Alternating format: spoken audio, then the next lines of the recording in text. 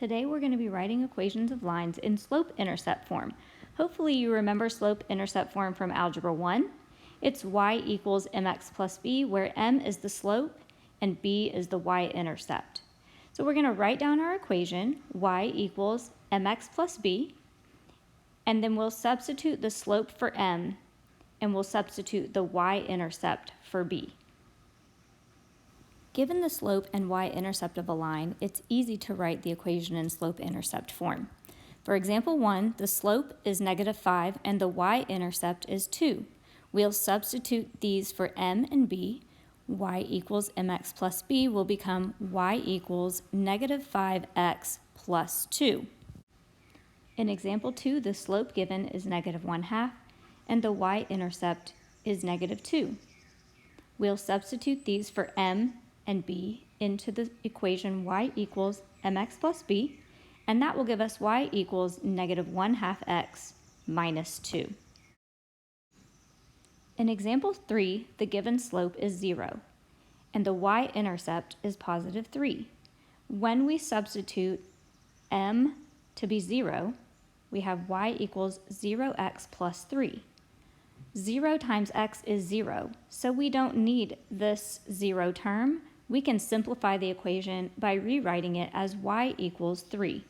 This is the equation of a horizontal line with a 0 slope.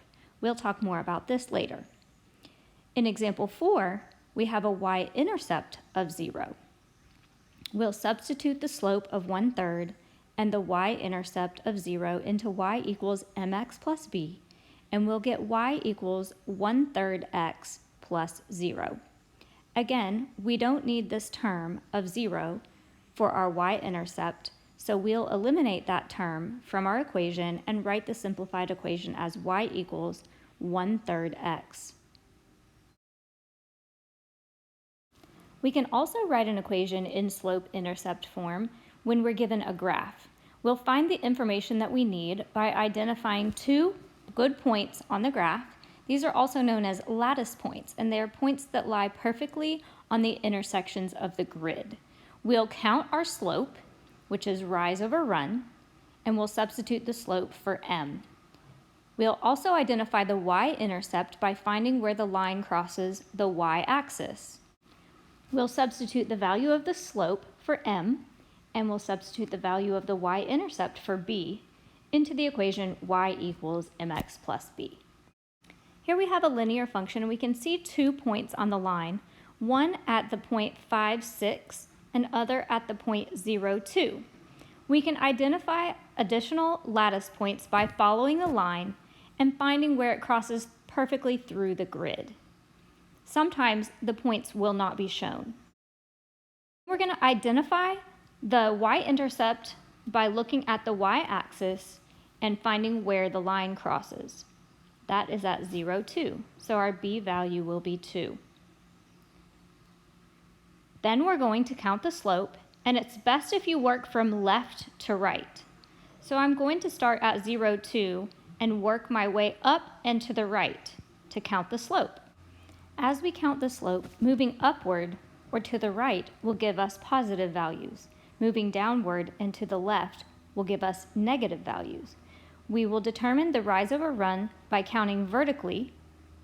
In this case, we went up 1, 2, 3, 4 units, that's +4, and we went to the right 1, 2, 3, 4, 5 units, that's +5. So our slope is 4/5.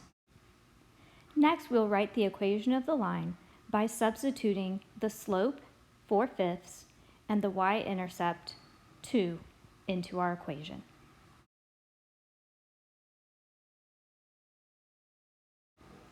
Here, I can identify that the y-intercept of the line is -2.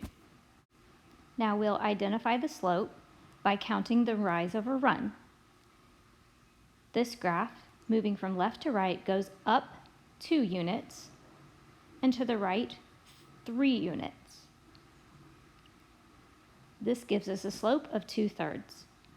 We'll write the equation by substituting 2/3 for m and -2 for b.